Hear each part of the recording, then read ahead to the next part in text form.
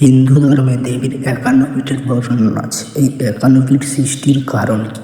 এই 51 পীঠ সৃষ্টি কিভাবে হয়েছে? মাতা সতী হলেন ব্রহ্মার মানসপুত্র দক্ষ ও দক্ষিণের কন্যা। মাতা সতী মহাদেবকে নিজের স্বামী রূপে চাইতেন এবং তিনি তার পিতা দক্ষকে বলেছিলেন।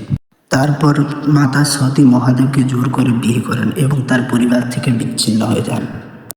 রাজা দক্ষ সতীর বিয়ের পর শিবহীন যজ্ঞ, অর্থাৎ আমাদের হিন্দু ধর্মে দক্ষ যজ্ঞ নামে পরিচিত সেই যজ্ঞের আয়োজন করেন এবং মহাদেব ও মাতা সতীকে ডাকেন।